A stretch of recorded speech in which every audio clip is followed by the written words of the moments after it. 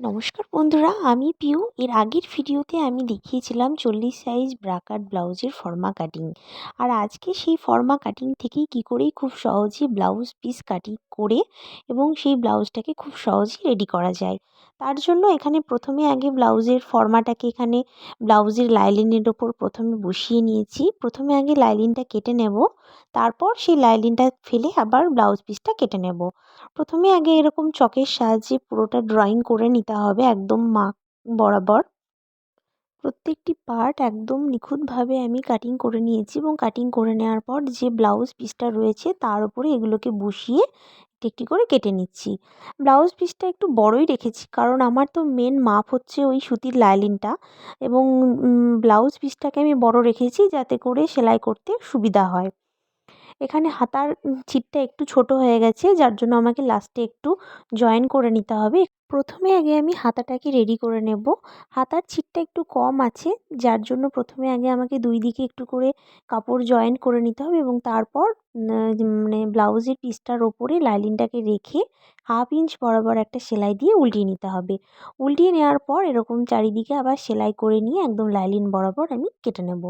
এবার আমি পিছনের পার্টটা রেডি করে নেব। পিছনের পার্টটা চৌকো গলা হবে, যার জন্য ব্লাউজ পিসের ওপর লাইলিনটাকে বসিয়ে 1/2 ইঞ্চ বরাবর চারিদিকে সেলাই করে নিয়ে এরকম কাঁচির সাহায্যে সবটা কেটে নেব এবং কেটে নেওয়ার পর চারিদিকে এরকম কাঁচির সাথে ছোট ছোট কাট দিয়ে দেবো।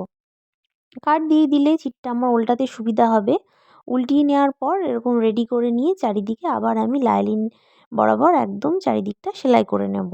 সেলাই করে নেওয়ার পর এবার আমাকে দুই দিকে টেকিংটা রেডি করে নিতে হবে। দুই দিকের টেকিং যেন সবসময় সমান থাকে সেদিকে নজর রাখতে হবে। টেকিংটা রেডি করে নেওয়ার পর এবার আমি কোমরপটিটা লাগিয়ে নেব।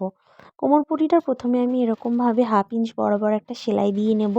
সেলাইটা দিয়ে নেওয়ার পর এরকম একটা চাপ সেলাই দিয়ে নেব।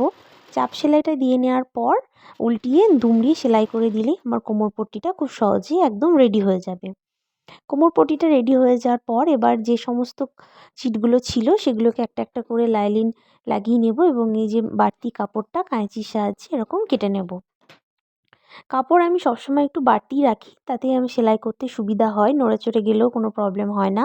তারপর এগুলোকে একটার পর একটা সাজিয়ে নিই এরকমভাবে। প্রথমে এইটা সেলাই দিয়ে নিতে হবে, 1/2 ইঞ্চ বরাবর একটা টেকিং দিয়ে নেব। টেকিংটা দিয়ে নেওয়ার পর এই দুটোকে একসঙ্গে রেখে এরকমভাবে সেলাই করে নেব। এখানেও সেলাইটা আমি 1/2 ইঞ্চ বরাবরই দেব, একদম রাউন্ড শেপে চলে আসবে এবং এই সেলাইটা দেওয়ার পর একটা বেশ সুন্দর একটা শেপ তৈরি হয়ে যাবে। এই শেপটা তৈরি হয়ে যাওয়ার পর দুই দিকেই আমি রেডি করে নিলাম। রেডি করে নেওয়ার পর 3 নম্বর পার্টে আমি এবার এটাকে জয়েন করে নেব। এইটা জয়েন করার সময় কিন্তু অবশ্যই টানা হাঁচড়া করবেন না। একদম আস্তে আস্তে একটার উপর একটা বসিয়ে কিন্তু সেলাইটা দিয়ে নেবেন। সেলাইটা আমি দিয়ে নিলাম। দিয়ে নেওয়ার পর একটু আমার এদিকে একটু বাড়তি হলো, কোনো সমস্যা নেই। এটুকু আমি কাঁচির সাহায্যে একটু কেটে ছোট করে নিলাম। এবার আমি বেল্টের পার্টটা অ্যাটাচ করব। বেল্টের পার্টটা অ্যাটাচ করে নেওয়ার পর এরকমভাবে সেলাইটা দিয়ে নেব। 1/2 ইঞ্চ বরাবরই দেবো বা 1/2 ইঞ্চ থেকে একটু কম নিলেও কোনো অসুবিধা নেই। সেলাইটা দিয়ে নেওয়ার পর এটাকে উল্টিয়ে নেব। উল্টিয়ে নেওয়ার পর আমি আরেকটা পার্ট যেটা রেডি করেছিলাম সেটার সাথে পাশাপাশি রেখে দেখে নেব পরপর 3টে পার্ট একদম সমান আছে কিনা। সমান থাকার পর এখানে আমি আর দুটো চাপ সেলাই দিয়ে নেব। প্রথমে একটা চাপ সেলাই এরকমভাবে একদম ধার বরাবর দেব, তারপর ঠিক এক চাপ দূরে আর একটা চাপ সেলাই দিয়ে নেব। সেলাইটা যেন একদম স্ট্রেট হয়, তাহলে দেখতে সুন্দর লাগবে। রেডি করে নেওয়ার পর এখানে আমি প্রথমে আগে হুকের পটিটা লাগিয়ে নেব। হুকের পটিটা লাগানোর সময় কিন্তু প্রথম যে ভাঁজটা রয়েছে সেখানে কিন্তু একটু চিটটাকে আমাকে একটু দুমড়িয়ে নিতে হবে। তারপর এরকম স্ট্রেট একটা সেলাই দিয়ে নিতে হবে। এখানেও সেলাইটা আমি 1/2 ইঞ্চ বরাবরই রেখেছি। তারপর এটাকে উল্টিয়ে একটা চাপ সেলাই দিয়ে নেব। চাপ সেলাইটা দিয়ে নেওয়ার পর এটাকে উল্টিয়ে দুমড়িয়ে সেলাই করে নিলেই আমার হুকের পটিটা রেডি হয়ে যাবে। হুকের পটিটা রেডি হয়ে যাওয়ার পর এবার আমি ঘাঁটির পটিটা রেডি করে নেব।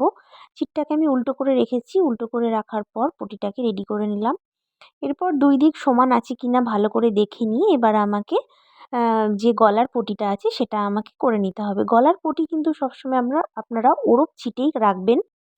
1.5 ইঞ্চি চওড়াতে একটা ওড়ব পটি কেটে নিয়ে ছিটের ওপরে এরকমভাবে রেখে একটা সেলাই দিয়ে নেব এবং শেষে এখানে একটু দুমড়িয়ে সেলাই করে নেব। 1/2 ইঞ্চ বরাবরই আমি সেলাইটা দিয়েছি। সেলাইটা দিয়ে নেওয়ার পর এরকম কাঁচির সাহায্যে কেটে নিতে হবে। তারপর ঠিক একদম একটা চাপ সেলাই দিয়ে নিতে হবে। একদম ধার বরাবর চাপ সেলাইটা দিয়ে নেওয়ার পর আর একদিকেও আমি এরকমভাবেই একই নিয়মেই রেডি করে নেব এটাকেও। এবং রেডি করে নেওয়ার পর এখানেও ঠিক সেম একই রকমভাবে কাঁচির সাহায্যে কেটে নিয়ে একটা চাপ সেলাই দিয়ে নেব। চাপ সেলাইটা দিয়ে নেওয়ার পর দুই দিক সমান আছে কিনা ভালো করে দেখে নিয়ে তারপর দুই দিকে আমি উল্টিয়ে ভাঁজ দিয়ে একটা সেলাই দিয়ে নেব। প্রথমে আগে আমি এই দিকে উল্টিয়ে একটা সেলাই দিয়ে নেব এবং তারপর এইটা দেওয়া হয়ে গেলে অপর সাইডেও আমি উল্টিয়ে দুমড়িয়ে একটা সেলাই দিয়ে নেব। দুমড়িয়ে সেলাই দিয়ে দেওয়া হয়ে গেলেই কিন্তু আমার সামনের যে পার্ট দুটো আছে সেই দুটো পার্টের কাজ একদম শেষ। এবার আমাকে দুই দিক জয়েন্ট করে নিতে হবে, অর্থাৎ সামনের পার্ট আর পিছনের পার্ট। তো এই যে আমার সামনের পার্ট দুটো একদম রেডি। সামনের পার্টটা রেডি করে নেওয়ার পর এবার পিছনের পার্টের ওপর সামনের পার্টটাকে রেখে চক দিয়ে প্রথমে দাগ দিয়ে নিতে হবে। দাগটা গলার দিকে একটু বেশি থাকবে আর কাঁধের দিকে একটু কম থাকবে। এই রকমভাবে দাগ দিয়ে নিয়ে তারপর আমি সেলাইটা এবার দিয়ে নেব, যাতে করে এটা কান থেকে খুলে না যায় সেই কারণের জন্য একটু কম বেশি করে সেলাইটা দিয়ে নিতে হবে। সেলাইটা দিয়ে নেওয়ার পর এবার উল্টিয়ে নিয়ে একটা চাপ সেলাই দিয়ে নেব, তাহলে জিনিসটা খুব ভালোভাবে বসবে এবং ফিনিশিংটাও খুব সুন্দর লাগবে। চাপ সেলাইটা দিয়ে নেওয়ার পর এবার যে পিছনের দিকে যে টেকিং দিয়েছিলাম দুটো, তার মিডিল অংশে একটা চকের দাগ দিয়ে নিতে হবে।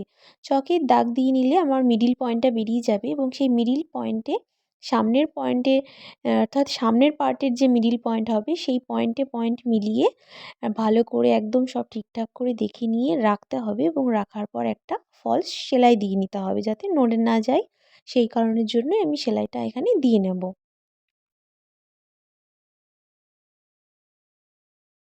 মেশিনের সেলাইটা দিয়ে নেওয়ার পর এবার আমাকে মাপ করে নিতে হবে।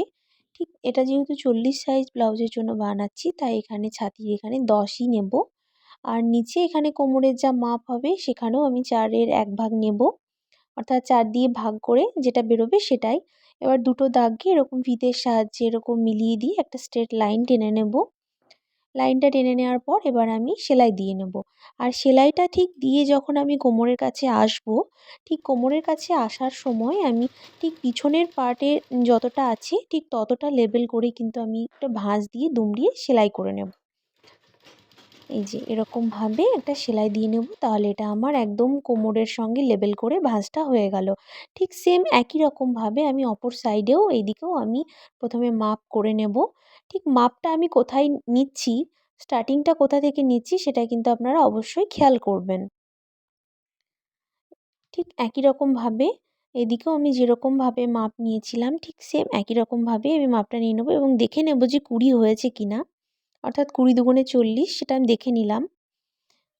ঠিক সেম একই রকমভাবে কোমরেও মাপটা নিয়ে নেব এবং ঠিক অপর সাইডে যেরকমভাবে আমি সেলাই করেছিলাম ঠিক সেরকমভাবেই দাগ দিয়ে তারপরে আমি সেলাইটা করে নেব। এই সেলাইটা কমপ্লিট হয়ে যাওয়ার পর মাঝখানে যে ছিটটা আমার বাদ রয়েছে সেখানে আমি পিছনের পার্টের সঙ্গে মাপ করে একটু দাগ দিয়ে নেব এবং দাগ দিয়ে নিয়ে তারপর এরকম দুমড়িয়ে ভাঁজ করে নেব, যাতে আমার সামনের পার্টের সঙ্গে পিছনের পার্টের এর ম্যাচিংটা একদম ঠিকঠাক থাকে, অর্থাৎ ছোট বড় যাতে না হয়। এই সেলাইটা দিয়ে নেওয়ার পর বাড়তি কাপড় আমি কেটে ফেলে দিয়েছি এবং যেটুকু রাখার সেটুকুই আমি রেখেছি। এবার আমি হাতাটা লাগিয়ে নেব। হাতাটা লাগানোর জন্য কাঁধের ঠিক মিডিল পয়েন্টটা আমি রেখেছি এবং তার সেখানেই আমি এই যে হাতাটাকেও এখন রাখবো। হাতাটার মিডিল পয়েন্টটা রেখে এরকমভাবে সেলাই দিয়ে নেব। মিডিল থেকে সেলাইটা স্টার্ট করে প্রথমে এক সাইড সেলাই দিয়ে নেব, তারপর অপর সাইডটা সেলাই দিয়ে নেব এবং তারপর পুরো রাউন্ডে একদম গোটাটাই সেলাই দিয়ে নেব। গোটাটা সেলাই দিয়ে নেওয়ার পরেই কিন্তু আমার হাতাটা লাগানো একদম কমপ্লিট হয়ে যাবে এবং ঠিক একই রকমভাবে অপর সাইডের হাতাটাও লাগিয়ে নেব। হাতাটা লাগিয়ে নেওয়ার পর এবার আমি মোহরির মাপটা নিয়ে নেব। মোহরার মাপটা নেওয়ার পর একদম মোহরা থেকে একদম কোমর পর্যন্ত একদম দাগটা আমি টেনে দেবো। মাপ আপনার যা থাকবে সেই রকম অনুযায়ী কিন্তু আপনারা সেলাইটা করবেন।